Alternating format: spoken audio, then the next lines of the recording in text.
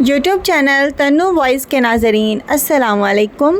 ناظرین، 1851 سے پہلے اس دنیا کا کوئی آدمی نہیں جانتا تھا کہ خدائی کا دعویٰ کرنے والے فرعون کی لاش کا کیا ہوا اور اس کے باقیات کہاں ہیں، باقیات ہیں بھی یا نہیں۔ تورات، انجیل اور قرآن پاک میں اس واقعے کا تفصیل سے ذکر ملتا ہے کہ حضرت موسیٰ علیہ السلام اور بنی اسرائیل کا پیچھا کرتا ہوا فرعون پانی میں غرق ہو کر اپنی فوج سمیت مر گیا تھا، جبکہ حضرت موسیٰ علیہ السلام اور بنی اسرائیل اللہ کے حکم سے سمندر کے بیچ بننے والے راستے سے گزر گئے تھے۔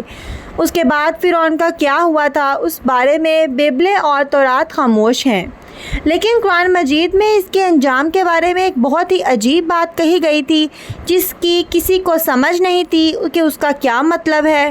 سورہ یونس میں فرعون کا انجام کچھ اس طرح فرمایا گیا تھا کہ بس ہم تیرے بدن کو سمندر سے نکال کر محفوظ کر لیں گے تاکہ تو بعد میں آنے والوں کے لیے عبرت بن جائے۔ یہ واقعہ آج سے 3500 سال پہلے پیش آیا تھا۔ دراصل فرعون کے سمندر میں ڈوب کر مرنے کے بعد سمندر نے اس کے جسم کو اللہ کے حکم سے باہر پھینک دیا تھا، جبکہ باقی لشکر کا کوئی نام و نشان نہ ملا۔ مصریوں میں سے کسی شخص نے ساحل پر پڑی اس کی لاش کو پہچان کر اہل دربار کو بتایا کہ فرعون کی لاش کو پہچانا گیا ہے۔ درباریوں نے مصالحے لگا کر اسے پورے شان اور احترام کے ساتھ تابوت میں رکھ کر محفوظ کر دیا۔ ممی بنانے کے اس عمل کے دوران ان سے ایک غلطی ہو گئی تھی۔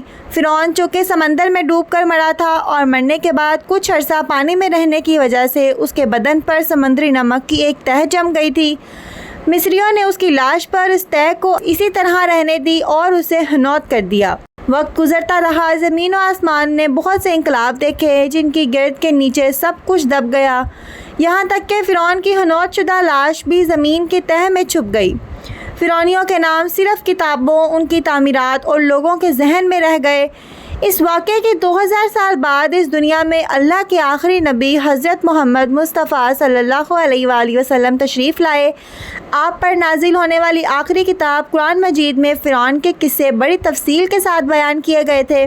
اسی سلسلے میں اس فرعون کے جسم محفوظ کرنے کے متعلق آیات بھی نازل ہوئی تھیں، جس کی سچائی پر اہل ایمان کا پختہ یقین تو تھا، لیکن وہ سمجھنے سے قاصر تھے کہ اس خدائی کا دعویٰ کرنے والے کی لاش کہاں محفوظ کی گئی اور اسے کیسے عبرت کا نشانہ بنایا جائے گا۔ سن 1871 عیسوی میں مصر کے ایک شہر الغورنیہ سے تعلق رکھنے والے ایک معمولی چور احمد عبد المرسون کو فرعون کے ہنوت شدہ لاشوں کی طرف جانے والے خفیہ راستے کا پتہ چل گیا۔ وہ اس سرنگ سے داخل ہوتا اور اندر رکھے فرعونیوں کے قیمتی سامان چوری کر کے بیچا کرتا تھا۔ ایک دن کچھ لوگوں نے اسے پکڑ لیا اور پولیس کے حوالے کر دیا۔ وہ جس جگہ سے یہ سامان چوری کر رہا تھا وہ دریائے نیل کے قریب تھا۔ وہاں سے ملنے والے راستے کی جب مسلسل کھدائی کی گئی تو وہاں دوسرے ممیوں کے ساتھ اس غرق ہونے والے فرعون کی لاش بھی مل گئی۔ اس کے کفن پر سینے کے مقام پر اس کا نام لکھا ہوا تھا۔ ان ممیوں کو ماہرین قاعدہ لے گئے۔ جب ان ممیوں کا جائزہ لیا گیا تو فرعون کی ممی پر جمی نمک کی تہہ سے یہ تصدیق ہو گئی کہ یہ وہی فرعون ہے جسے اللہ نے پانی میں غرق کر کے بدترین انجام سے ہمکنار کیا تھا۔ لہٰذا دنیا بھر کے سائنٹسٹ مصر آنے لگے۔ اس کی جانچ کرنے کے بعد دنیا بھر کے ایکسپرٹس نے یہ تصدیق کر دی کہ یہ وہی فرعون ہے جو موسیٰ علیہ السلام کے وقت موجود تھا اور خدائی کا دعوے دار تھا۔ اس کی لاش کو عجائب گھر میں محفوظ کر دیا گیا۔ 1982 میں فرعون کی ممی خراب ہونے لگی تو اس وقت کے مصری حکومت نے فرانس کی حکومت سے درخواست کی کہ فرعون کی ممی کو خراب ہونے سے بچایا جائے۔ لہٰذا مصری اور فرانسیسی سائنسدانوں نے مل کر ممی کو فرانس لے جانے کا فیصلہ کیا۔ جب فرعون کی لاش کو فرانس پہنچایا گیا تو ایئرپورٹ پر اس دور کے فرانسیسی صدر خود حکومت کے تمام عہدیداروں اور فوج کے افسروں کے ساتھ استقبال کے لیے موجود تھے۔ فرعون کا استقبال کسی عظیم زندہ بادشاہ کی طرح کیا گیا۔ فوجی دستوں نے توپوں کی سلامی دی اور پھر ممی کو ماہر ڈاکٹروں کے ٹیم کے حوالے کیا گیا۔ اس ٹیم کی سربراہی ڈاکٹر موریس بوکائی نے کی تھی۔ مائکروسکوپک ٹیسٹ کے ذریعے ممی کے تمام اعضاء کا باریکی سے جائزہ لیا گیا تو معلوم ہوا کہ اس کی لاش اور جسم میں سمندر کے ذرات ابھی تک موجود ہیں۔